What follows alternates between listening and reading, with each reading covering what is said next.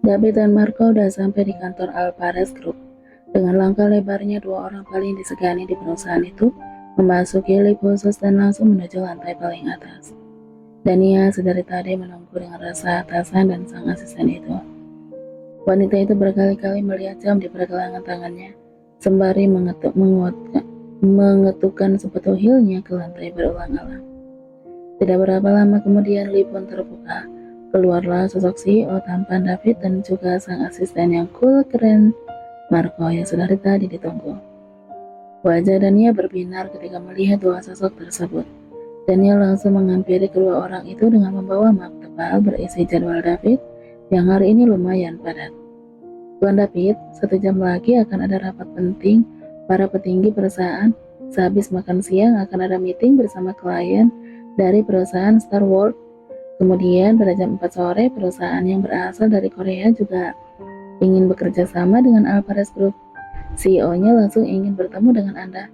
Tapi karena jadwal yang padat, saya menyarankan untuk besok saja. Tapi sepertinya perusahaan dari Korea tersebut tidak mau dan akan tetap menunggu Anda selesai, ucap Dania menjelaskan sambil berjalan ke arah ruangan CEO. Baiklah, siapkan semua berkasnya. Nanti aku akan ke ruangan rapat. Marco, tolong ambilkan aku map di berangkas, ucap David. Kemudian David masuk ke dalam ruangannya, sedangkan Marco berhenti dan menatap wanita di hadapannya itu. Pakai syal untuk menutupi lehermu. Apa kamu mau memamerkan bekas merah itu pada semua orang? Ucap Marco dingin. Dan dia hanya diam. Dia memang baru menyadari bahwa bekas kiss mark itu terlihat semakin jelas. Asisten Marco, aku ingin meminta bantuanmu, ucap Dania. Marco menghela napas. Dia memang udah tahu bahwa Dania ingin mengatakan sesuatu. Tapi saat ini kondisinya tidak memungkinkan karena jadwal hari ini yang begitu padat. Kalau masalah itu nanti bisa dibicarakan lagi. Saat ini aku harus segera mengambil berkas-berkas penting dan menyerahkannya pada bos David. Hari ini jadwal kita sangat padat, jadi aku harap kamu profesional dan Dania, ucap Marco kemudian pergi dari hadapan wanita itu. Dania menatap sosok tampan tinggi tegap berbadan atletis itu berlalu. Entah kenapa melihat Marco yang seperti itu membuat Dania merasa sakit. Bukankah dia bukan siapa-siapa aku? Kenapa juga aku harus sedih dicuekin kayak gitu? Ayo Dania, kamu harus bekerja. Semangat. Gumam Dania menyemangati dirinya. Hari ini memang jadwal David begitu padat. Padahal sang istri sangat membutuhkannya di apartemen. David tidak mengajak Stella pulang ke Manson karena Mami Alia dan Daddy Stephen masih berada di Eropa. Sedangkan Oma Carol kesehatannya juga sudah tidak terlalu baik. Di apartemen Stella ditemani salah satu asisten rumah tangga yang baru aja datang dari Manson. Selamat siang, Nona Stella. Nama saya Lula. Mulai saat ini saya akan berada di sini untuk mengerjakan semua tugas, ucap Lula sopan. Stella memandang wajah gadis yang terlihat masih sangat muda itu. Sepertinya Lula belum lama bekerja di Manson, karena Stella belum pernah melihat gadis itu sebelumnya. Berapa usiamu? Tanya Stella. Usia saya 19 tahun, Nona, dan saya adalah keponakan dari Bibi Tina, jawab Lula menunduk. Stella merasa bahwa gadis di depannya ini masih sangat polos dan lugu. Wajah yang cantik dan juga rambut dikucir kudanya membuat Lula terlihat imut. Lula adalah keponakan dari Tina, ketua asisten rumah tangga yang sangat senior di Manson. Stella menyuruh Lula untuk membereskan semua barang-barangnya dan menaruh di kamar tamu yang kosong. Luna, nanti sore aku ingin mengajakmu untuk membeli sesuatu sebelum suamiku pulang. Apakah kamu bisa menyetir? Tanya Stella. Saya bisa menyetir, Nona, tapi ya sudah sangat lama tidak memegang kemudi lagi. Tapi nanti saya akan mengantarkan Anda. Tenang saja, Nona, jawab Lula tersenyum. Sepertinya Stella menyukai gadis imut ini. Ya, dengan adanya Lula, mungkin Stella bisa ada teman yang menemaninya. Waktu udah menunjukkan pukul 4 sore. David baru aja selesai meeting dengan salah satu klien penting investor perusahaan. Jadwal setelah ini adalah menemui CEO Yon Hakim untuk membahas kerjasama yang dulu pernah ditawarkan oleh David. Dan ternyata CEO dari perusahaan Korea itu sangat tertarik untuk bekerja sama dengan Alvarez Group dalam bidang resto dan international food. Dania udah bersiap-siap untuk mengikuti David bertemu dengan Yona Kim di sebuah restoran terkenal. Mereka udah berada di lobi perusahaan dan akan masuk ke dalam mobil. Apa aku harus ikut masuk ke mobil ini? Tanya Dania kepada Marco. Tentu saja, jawab asisten itu. Saat akan masuk ke dalam mobil, tiba-tiba ponsel Dania berdering. Ternyata Tuan Arnold yang sedang memanggil. Maaf, aku angkat telepon dulu, ucap Dania. Kemudian dia menjauh dari mobil Marco dan mengangkat telepon dari papanya itu. Halo Pak, apa hari ini kamu masih sibuk Dania? Tolong izinlah kepada David untuk segera pulang karena ada yang ingin bertemu denganmu sebentar lagi, ucap Tuan Arnold di seberang telepon. Dania melihat ke arah Marco yang sedang menunggu dirinya untuk itu. Entah kenapa tatapan mata Marco membuat hati wanita itu sedikit ngilu. Ada rasa tidak rela kalau Dania harus meninggalkan Marco saat ini. Halo Dania, apa kamu dengar? Seru Tuan Arnold di telepon. Iya Pak, Dania masih dengar. Baiklah, aku akan segera meminta izin untuk pulang, jawab Dania. Kemudian Dania mematikan teleponnya dan berjalan ke arah Marco yang sedang menatapnya itu. Wanita itu menghela nafas kasar sebelum dia meminta izin kepada asisten tersebut. Asisten Marco, Papa menyuruh aku untuk segera pulang. Jadi aku tidak bisa ikut bertemu dengan klien kali ini, ucap Dania menunduk. Baiklah, kamu boleh pulang apabila Tuan Besar yang menyuruhmu. Nanti aku akan bilang kepada Bos David. Pulanglah, ucap Marco. Dania mengangguk dan pergi berlalu. Marco menatap punggung wanita itu dengan tatapan yang terasa berat, seakan mengatakan bahwa jangan pergi. Tapi lidah tidak bisa berucap karena sudah menjadi perintah untuk Dania. David baru aja keluar dan langsung menghampiri Marco. Di mana Dania? Tanya David. Tadi Tuan Besar menyuruhnya untuk pulang, Bos.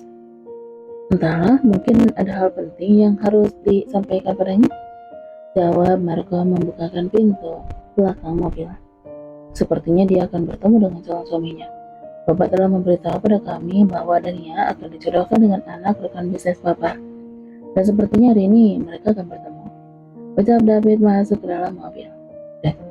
Marco sedikit terkejut dengan ucapan David yang mengatakan bahwa Dania telah dijodohkan itu. Ada rasa tidak terima di sebelah hatinya. Tapi kenapa? Kenapa Marco tidak rela kalau Dania dijodohkan? Bukankah mereka tidak pernah ada hubungan apa-apa selain one night stand malam ini? Malam itu? Bos, memangnya siapa pria yang akan menjadi calon Dania? Tanya Marco hati-hati. Saat ini mereka sedang berada di perjalanan menuju restoran untuk bertemu dengan anak Kim. Aku tidak terlalu paham, tapi sepertinya dia putra dari Tuan Smith. Kalau tidak salah, namanya William Smith. Ada apa, Marco? Kenapa kamu sepertinya kepo banget? Tanya David sedikit tergagap. Marco meremas setir mobilnya. Entah kenapa dia begitu tidak suka mendengar Dania dijodohkan dengan pria lain. Perasaan yang tidak bisa dijabarkan yang dipikirkan Marco saat ini adalah ingin memiliki wanita itu. Bos, aku ingin bertanya padamu, ucap Marco.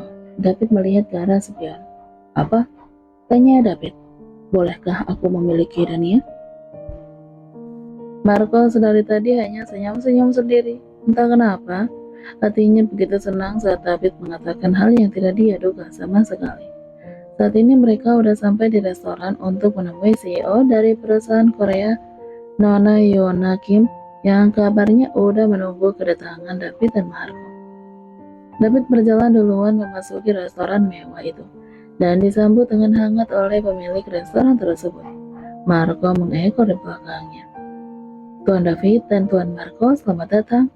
Kalian sudah ditunggu oleh Nona Kim di sebelah sana, ucap pemilik restoran tersebut menunjuk sebuah tempat di mana sudah ada 2 orang duduk di sana. Mata David mengarah ke tempat itu dan melihat Nona Yona Kim sedang tersenyum ke arahnya. Marco, ayo cepat sedikit, ucap David kepada sang asisten yang udah tidak berkonsentrasi itu. Pikirannya saat ini segera menyudahi pekerja sama ini dan pulang ke apartemen untuk mengetahui keadaan Stella. Semenjak meninggalkan sang istri tadi, David belum menghubunginya sama sekali. Baik bos, ucap Marco sedikit terkejut. Pria itu sepertinya memang udah tidak waras gara-gara ucapan David yang tak kenapa bisa membuatnya berbunga-bunga. Flashback on. Bos, aku ingin bertanya padamu, ucap Marco. David melihat ke arah spion. Apa? Tanya David. Bolehkah aku memiliki Dania? Marco melirik bosnya itu dari kaca spion dengan harap-harap cemas, menunggu jawaban dari bosnya itu. Kenapa tiba-tiba kamu ingin memilikinya? Entahlah bos, aku hanya menuruti keinginan hatiku saja, jawab Marco. Dia juga merasa bingung dengan dirinya sendiri. Kenapa rasanya begitu tidak ingin melihat Dania dimiliki oleh orang lain. 1 bulan lagi aku akan mengumumkan bahwa Danis dan Dania adalah anak-anak papa dan mereka akan mendapatkan hak waris kalau selama itu mereka bekerja dengan konsisten dan bersikap baik. Setelah itu papa juga akan mengumumkan tanggal pertunangan Dania dan William. Aku akan memberimu waktu 1 bulan untuk bisa memiliki Dania. Kalau dalam waktu itu wanita itu bisa memilihmu, aku akan merestui hubungan kalian dan membatalkan acara perjodohan itu, jawab David panjang lebar. 1 bulan ya? Baiklah bos, akan aku coba. Kenapa aku merasa tertantang ya? Ucap Marco tergelak sendirian. Aku ingin tahu kenapa kamu tiba-tiba tertarik dengan wanita itu. Setahuku bukankah kamu udah memiliki kekasih? Tanya David. Aku udah putus bos, sangat membosankan sekali bila harus menuruti semua keinginan kekasihku itu. Tapi aku juga tidak mengerti dengan hatiku ini. Kenapa tiba-tiba aku bisa tertarik pada Dania? Tapi sepertinya saat ini adalah perjuangan terakhirku, jawab Marco. Baguslah kalau kamu mau menyudahi pertualanganmu mengencani para wanita-wanita itu. Aku tahu kamu bisa menjadi pria yang baik untuk Dania, ucap David. Ada perasaan aneh yang tiba-tiba muncul di hati Marco. Rasanya dia begitu ingin mengikat Dania. Flashback off. Stella dan Lula pergi ke sebuah tempat untuk memanjakan diri. Istri David itu mengajak Lula ke sebuah salon. Stella sadari tadi melihat ponselnya yang tidak ada notifikasi dari David. Entah kenapa perasaannya menjadi sangat tidak enak. Setelah 1 jam perawatan wajah, akhirnya mereka pun memutuskan untuk mengisi perutnya yang memang belum terisi sejak siang tadi. Lula, kita makan dulu ya. Aku udah sangat lapar, ucap Stella. Baiklah Nona, jawab Lula mengemudikan mobilnya. Mereka saat ini udah berada di dalam mobil dan meluncur ke restoran tersebut. Kita makan di sini aja Nona, tanya Lula. Iya, tidak apa-apa, jawab Stella. Akhirnya mereka keluar dari dalam mobil dan masuk ke restoran tersebut. Lula mengarahkan Stella untuk duduk di kursi dekat jendela. Biasanya wanita yang sedang hamil lebih suka suasana yang sedikit leluasa. Itu pemikiran Lula. Setelah mereka duduk, tiba-tiba mata Stella mengarah ke samping dan melihat sosok suaminya yang sedang makan di restoran itu bersama 2 wanita cantik. Dan yang membuat Stella sedikit merasa tidak suka adalah tatapan dari mata sang wanita yang duduk di hadapan suaminya. Lula, ambilkan ponselku, ucap Stella. Lula segera mengambilkan ponsel Stella di dalam tasnya. Kemudian Stella berinisiatif untuk menghubungi sang suami. Saat ini posisi Stella memang duduk di belakang meja David. Jadi posisi David membelakangi Lula dan Stella. Panggilan berdering, tapi David tidak mengambil ponselnya. Sampai panggilan ketiga pun David masih tidak mengangkat panggilan dari istrinya itu. Sebenarnya David tahu kalau ponselnya bergetar, tapi dia sengaja tidak mengangkat karena mungkin itu panggilan tidak penting. Yang diinginkan David adalah cepat menyelesaikan semua ini dan segera pulang ke apartemen.